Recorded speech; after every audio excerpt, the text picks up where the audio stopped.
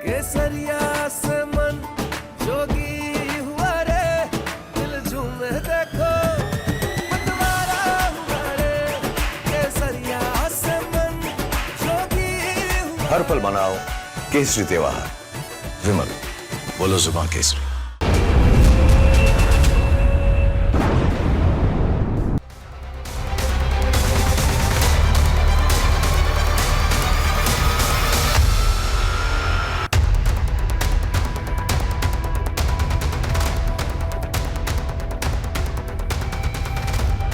नमस्कार, मैं हूं विवेक और आप देखना शुरू कर चुके हैं महायुद्ध। लेकिन हर रोज हर रात 10 बजे महायुद्ध में धमाकों बारूदों की बातों से अलग युद्ध के मास्टर एंगल पर बात होती है। और आज भी युद्ध के साइड इफेक्ट और मास्टर एंगल पर बात शुरू करते हैं। मास्टर एंगल यह है कि युद्ध को तेज करने वाले, युद्ध को और धार देने वाले, युद्ध को 3 हफ्तों में खत्म करने वाला जो दावा है और जो करने वाले हैं, अब आपसी मनमुटाव का युद्ध लड़ रहे। ट्रंप और नेतन्याहू की हम बात कर रहे हैं, इनके बीच अब अनबन की स्थिति है। मतलब यह कि ईरान से लड़ते लड़ते बात खुद पर चली आई है। अब युद्ध और उसके प्रभाव को दिखाने वाली कुल 10 खिड़कियों को खोलते हैं और दिखाते हैं 28 फरवरी से लेकर अब तक इस युद्ध में क्या हुआ, यह युद्ध कितना बढ़ा, कितना विध्वंसक हुआ। फिलहाल ये तस्वीरें आप देखिए। 28 फरवरी, 1 मार्च, 2 मार्च, खाड़ी देशों पर अटैक जिस दिन हुआ उसकी तस्वीरें आप देख पा रहे हैं। B-2 बॉम्बर से हमला हुआ, ईरानी युद्धपोत पर हमले हुए, तेल टैंकरों को निशाना बनाया गया, तेल डिपो तबाह कर दिए गए, ड्रोन से हमले किए गए, मिसाइलों से हमले किए गए। तो ये 10 तस्वीरें अपने आप में पूरी कहानी है। लेकिन इसके बाद क्या, इसके बाद का एंगल हम आपको बता रहे हैं। चलिए, खामनेई के खात्मे को लेकर, खामनेई के खात्मे से लेकर तेल और पानी में आग लगने की सभी तारीखें गवाही दे रही हैं। जिसके पास भी जो हथियार था, धड़ाधड़ उसने फायर किया ताकि दुनिया को यह ना लगे कि कोई किसी से कमजोर है। तो खाड़ी में तेल के उन सभी ठिकानों पर तरह तरह की मिसाइलों से प्रहार हुआ, हमला हुआ। ईरान हो, इजराइल, यूएस हो, सभी के नीले आसमान को सबने काला करने में कोई कसर नहीं छोड़ी। और ये वो हमले हैं जिन्होंने इस जंग का पूरा नक्शा बदल कर रख दिया था। लेकिन अब सवाल है कि साथ साथ ईरान को दहलाने वाले 2 मौका परस्त दोस्तों की राहें क्या अब अलग हो जाएंगी? क्योंकि दोनों की चाहत में हमला तो कॉमन था, लेकिन एक का लक्ष्य खामनेई का खात्मा था, तो दूसरा दोस्त जो था वो तेल की कीमत पर यह सब कुछ हासिल नहीं करना चाहता था। ईरान पर हमले की मंशा एक भारी कंफ्यूजन के बीच फंस गई और दुनिया अर्थव्यवस्था, अर्थ के बाजार के भंवर में फंस गई। ईरान में इजराइल ने 30 से ज्यादा तेल ठिकानों को निशाना बनाया और यही निशाना ट्रंप को अब गुस्सा दिला रहा है। कहने को युद्ध खत्म होगा, ट्रंप बताएंगे कब खत्म होगा, लेकिन तेल पर तकरार में दोस्ती खत्म हो जाएगी, यह भी अब सबके सामने है। तो ईरान ना चुप था और ना अब है।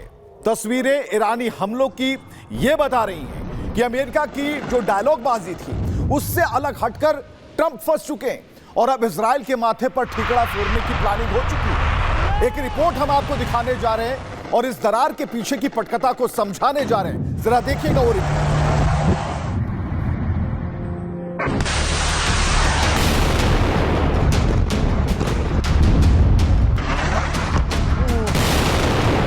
जंग के 10वें दिन ईरान का वार और तीखा और घातक हो गया। अमेरिका और इजराइल ये दावा कर रहे थे कि ईरान हफ्ते भर भी नहीं टिक पाएगा, लेकिन ईरान के मजबूत पलटवार ने ट्रंप और नेतन्याहू की चिंता बढ़ा रखी है। ईरानी मिसाइलों के सटीक हमलों ने अमेरिका और इजराइल को इतना नुकसान पहुंचा दिया है जितना ट्रंप और नेतन्याहू ने सोचा भी नहीं था। इसी नुकसान की वजह से दोनों नेताओं के बयानों में समानता नहीं दिख रही। ट्रंप नेतन्याहू से खफा दिख रहे हैं। कभी ज्वाइंट ऑपरेशन की बात कहते नेतन्याहू का हाथ थामे दिखने वाले ट्रंप कह रहे हैं कि यह ऑपरेशन अमेरिका का था।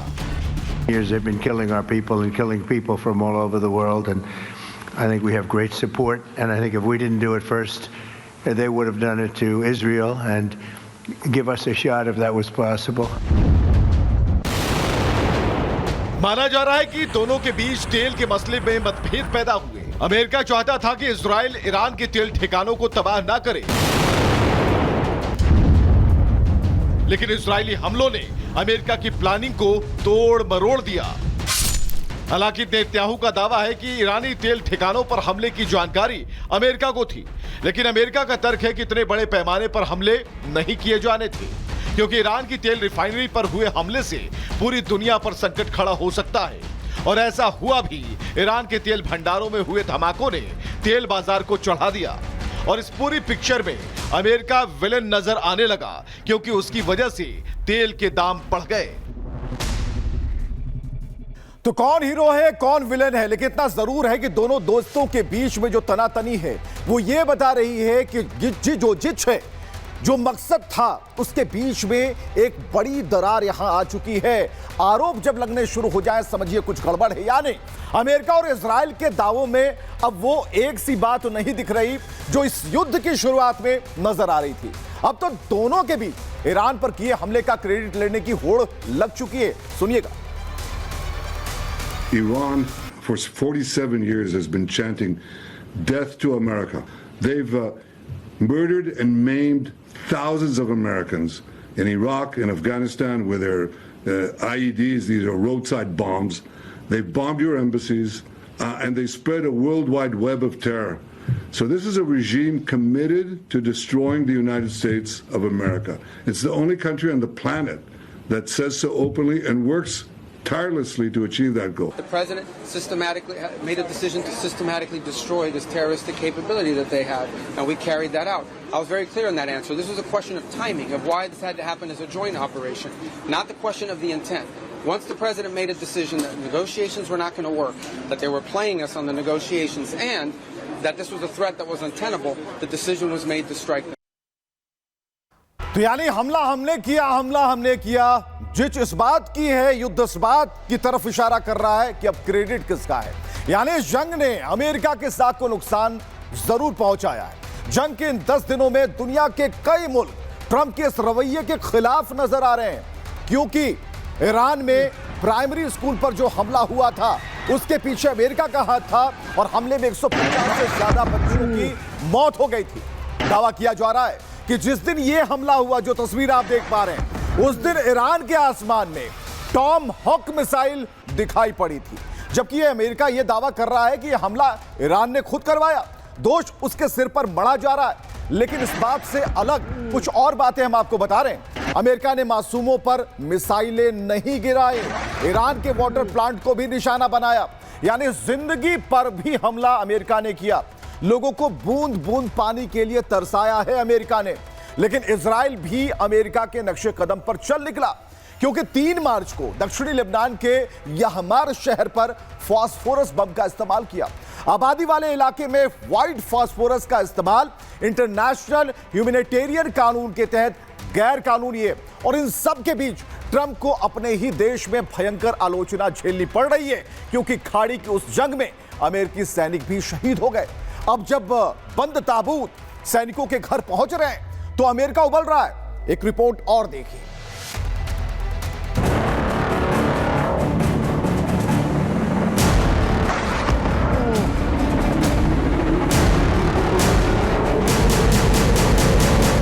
खाड़ी में पिछले 10 दिन से जारी जंग ने किसे कितना नुकसान पहुंचाया, इसका हिसाब लगाने में शायद वक्त लगे, लेकिन ट्रंप की साख को जो नुकसान पहुंचा वो उतना ही साफ दिख रहा है जितना ईरान में तबाही का बारूद।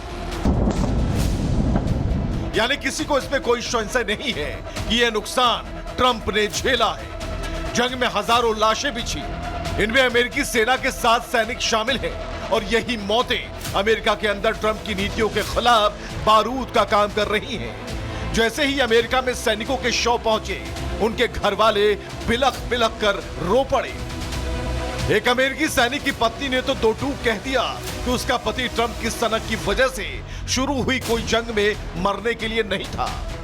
The man who made it very clear from the very beginning that he would happily send my husband, my soulmate, to die in a foreign country. This is monstrous. They struck a school building. More than 50 little girls are dead because of the man you installed. and the most powerful office in the world. Iran को हराकर Trump अमेरिकियों की नजर में hero बनना चाहते थे, लेकिन उनकी नीतियों ने उनका खेल बिगाड़ दिया। ईरान में छात्राओं के स्कूल पर हुए हमले में टॉम हॉक मिसाइल के इस्तेमाल होने की तस्वीरें अब सामने आ गई हैं। उन छात्राओं के ताबूत देखकर दुनिया रो पड़ी थी।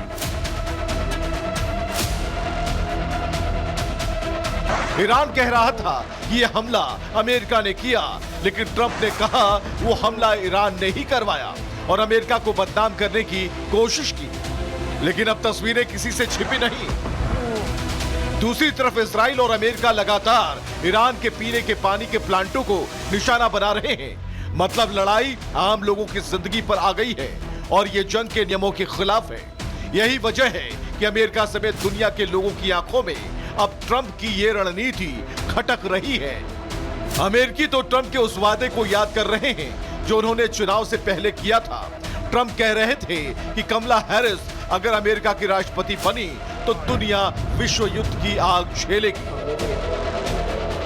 She is too grossly incompetent to do the job, and then all of your sons and daughters will end up getting a draft notice, a thing called a draft. Dad, what's this? Oh, congratulations, you've been drafted into the military. You're going to fight a war against a country that nobody's ever heard of.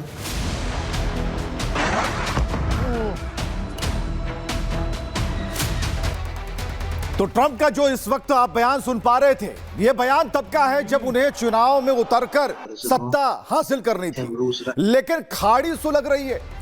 और अब तो Trump की धमकियां भी खोखली नजर आ रही हैं जो वादे उन्होंने किए थे, क्योंकि ईरान के नए सुप्रीम लीडर के नाम का ऐलान हो चुका है। ईरान ने अपना नया नेता मुस्तफा खामनेई को चुन लिया, यानी अयातुल्लाह खामनेई के बेटे को, जबकि ट्रंप ने कहा था कि उनकी सहमति के बगैर अगर ईरान ने अगला नेता चुना तो अंजाम बुरा होगा। मुस्तफा के नाम पर तो वो साफ इनकार कर चुके थे। मुस्तफा के नाम का ऐलान होते ही ईरानी अटैक और घातक हो गए। चिन्हित किए गए अमेरिकी बेस के बाद एक कई मिसाइलें दागी जाने लगी, ड्रोन से हमला किया जाने लगा, और जो ईरानी ड्रोन है आप देख पाई।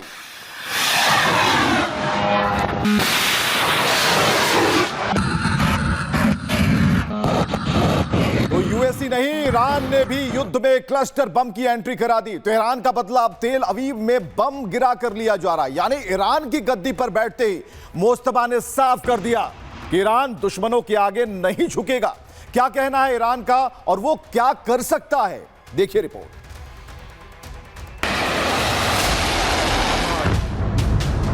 हज़रत Ayatollah Uzma Sayyid Mojtaba Khamenei. Their leadership is just rapidly going. Everybody that seems to want to be a leader, they end up dead. Iran ने अपना नया नेता चुन लिया है। हज़रत Ayatollah Uzma Sayyid Mojtaba Khamenei. Trump की लाख धमकियों के बावजूद ईरान के सुप्रीम लीडर के पद पर अयातुल्लाह खामनेई के बेटे मुस्तफा को बिठाने का फैसला ले लिया गया।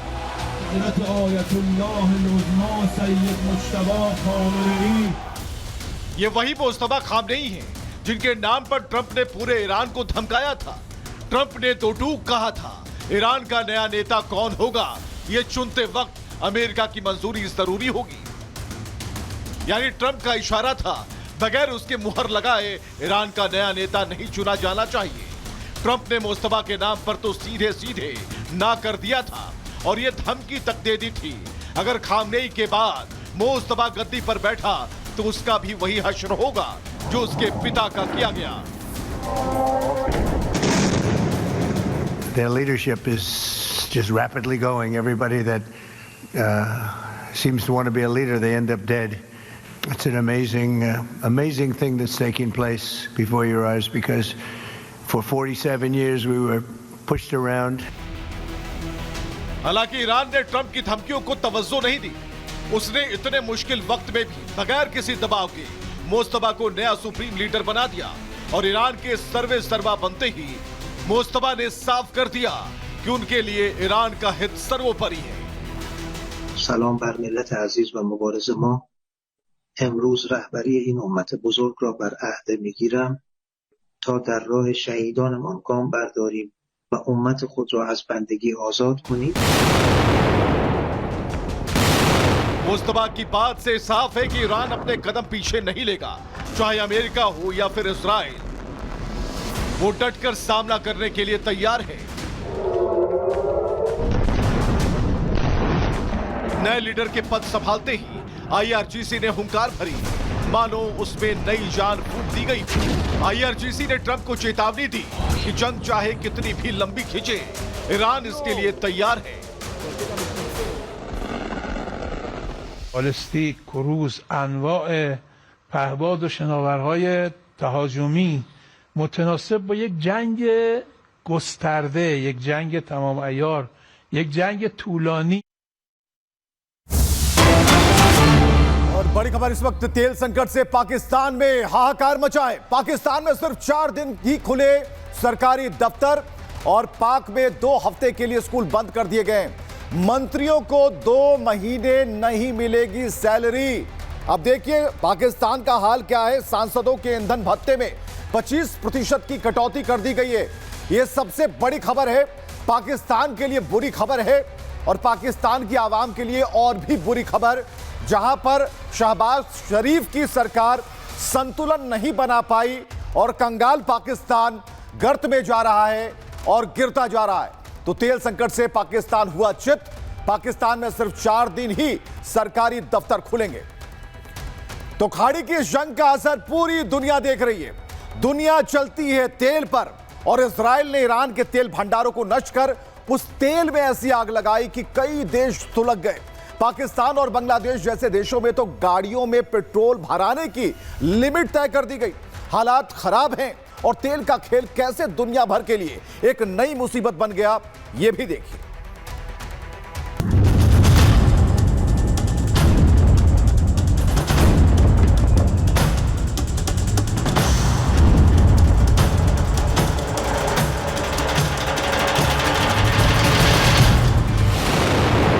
खाड़ी में छिड़ी जंग ने दुनिया भर में कच्चे तेल का संकट खड़ा कर दिया है। ईरान के पास स्ट्रेट ऑफ हॉर्मूज से तेल टैंकरों का निकलना मुश्किल है। यह वो रास्ता है जहां से दुनिया में तेल की सप्लाई होती है। इसी हॉर्मूज गलियारे में धधकती मिसाइलों ने कच्चे तेल की कीमत को $115 प्रति बैरल के पार पहुंचा दिया। 2022 के बाद यह तेल की कीमतों में आया सबसे बड़ा उछाल है। पिछले 10 दिनों में क्रूड ऑयल की कीमत $44 प्रति बैरल बढ़ चुकी है। इसका असर पेट्रोल डीजल के दाम पर भी पड़ेगा। अगर वैश्विक स्तर पर क्रूड ऑयल $1 बढ़ता है तो पेट्रोल डीजल के दाम में करीब 55 पैसे की बढ़ोतरी होती है। हालांकि भारत सरकार ने पहले ही यह साफ कर दिया है कि इससे भारत को ज्यादा फर्क नहीं पड़ने वाला, क्योंकि भारत के पास पर्याप्त मात्रा में कच्चा तेल मौजूद है। लेकिन इसके बावजूद एलपीजी को लेकर लोग चिंता में हैं। यूपी के अंबेडकर नगर में तो एलपीजी गैस के लिए मारामारी मच गई। भारत सरकार साफ तौर पर कह चुकी है कि इससे भारतीय बाजार पर फर्क नहीं पड़ेगा। यहां तक कि ईरान ने भी भारतीय तेल जहाजों को स्ट्रेट ऑफ हॉर्मूज से सुरक्षित निकलने का वादा किया है। लेकिन इस बीच सोने चांदी के भाव से थोड़ी राहत जरूर मिली है। सोने का दाम 1,60,000 रुपए प्रति तोला हो गया है। 1 किलो चांदी की कीमत 2,64,000 रुपए तक आ गई। सोने चांदी के दामों में गिरावट की वजह प्रॉफिट बुकिंग को माना जा रहा है, क्योंकि कीमत ज्यादा होने पर निवेशक महंगे दामों पर सोना बेचते हैं और मार्केट में जितना सोना होगा उतनी ही उसकी कीमत घटती चली जाती है। तो सोना सस्ता जरूर हो गया, लेकिन तेल आसमान छू रहे हैं। गैस के लिए जो एक लाइन है वो दिख रही है, लेकिन पाकिस्तान का हाल हमने दिखाया। पाकिस्तान अंतिम पायदान पर खड़ा है, लेकिन तेल पर मचे घमासान पर भारत सरकार ने कई एहतियातन कदम उठा लिए हैं, जिससे मांग और जो आपूर्ति का जो बैलेंस है वो बना हुआ रहे। हालांकि विपक्ष खाड़ी युद्ध के बहाने अपनी राजनीतिक तेल का इंतजाम कर रहा है, यह भी देखिए।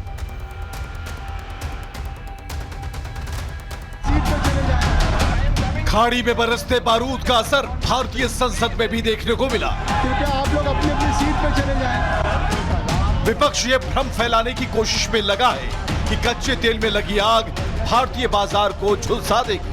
एक महत्वपूर्ण विदेश मंत्री का हालांकि भारत सरकार ने इससे निपटने की तैयारी पहले ही शुरू कर दी थी। 28 फरवरी को जंग का पहला धमाका होते ही भारत सरकार एक्टिव हो गई। और भारत ने अपने ऑयल रिजर्व को मजबूत कर लिया था। दूसरी तरफ कई देशों से बातचीत का चैनल भी जारी रखा। ईरान से बातचीत कर हॉर्मूज का रास्ता क्लियर कराया। वहीं रूस से कच्चा तेल लेने पर भी बात बन गई। कई देशों ने एलपीजी और नेचुरल गैस का व्यापार करने में दिलचस्पी दिखाई। यानी भारत ने वैकल्पिक रास्ते तैयार कर लिए थे ताकि समस्या से पहले समाधान मौजूद हो। जंग को लेकर भारत के ऊर्जा क्षेत्र पर क्या प्रभाव पड़ेगा, इसको लेकर मैं कहना चाहता हूं, तेल को लेकर सरकार आम लोगों की ज़रूरतों पर पूरी नज़र बनाए हुए है। तेल आपूर्ति को लेकर ज़रूरी फैसले लिए जा रहे हैं। जंग के बीच सरकार स्थिति पर नज़र रख रही है। हालांकि विपक्ष को सरकार की इस तैयारी पर संशय है। सपा अध्यक्ष अखिलेश यादव ने तंज कसते हुए जनता के बीच पैनिक क्रिएट करने की कोशिश नहीं छोड़ी, लेकिन केंद्रीय मंत्री किरण रिजिजू ने उन्हें सारा हिसाब किताब समझा दिया। हम आत्मनिर्भर की बात कर रहे हैं, हम अमेरिका का ऑर्डर मान रहे हैं, तो हमारी आत्मनिर्भरता और हमारे देश को कोई डिक्टेट कर रहा है कि आपको तेल कितने दिन खरीदना है, कितना ले पाएंगे आप, तो ये कहीं ना कहीं बहस होनी चाहिए, क्योंकि वो परिस्थितियां दूसरी थीं, आज परिस्थितियां दूसरी हैं। इसलिए विदेश नीति पर और जिस तरीके से विदेश नीति नीलाम की है सरकार ने, उस पर चर्चा होनी चाहिए। जो आवाज यहाँ उठा रहे विदेश मंत्री ने इतना सुंदर से व्यापक रूप से अच्छी तरह से जो वक्तव्य दिया है, आप लोग सुनते नहीं है, आप लोग को सुनना नहीं है। I have never seen such irresponsible opposition party in my life time. आप जो ये हरकत कर रहे हैं, ये इससे क्या भला हो रहा है देश का और संसद का गरिमा को आप लोगों ने कितना गिराया है। अनावश्यक जो प्रस्ताव लाया है उस पर चर्चा करने के लिए हम लोग पूरा तैयार है। तो सरकार ने साफ कर दिया है कि कहीं कोई घबराने की जरूरत नहीं है, और ऐसे में जो पैनिक स्थिति क्रिएट करने की कोशिश कर रहे हैं उनसे जरा बचना चाहिए, उनकी बातों पर ध्यान नहीं देना चाहिए। एक छोटे से ब्रेक के लिए रुकते हैं, लगातार खबरें जारी हैं।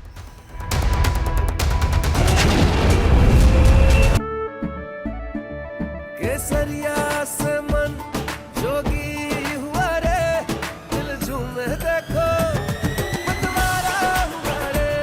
केसरिया से मन जोगी हुआ। हर पल मनाओ केसरी त्योहार।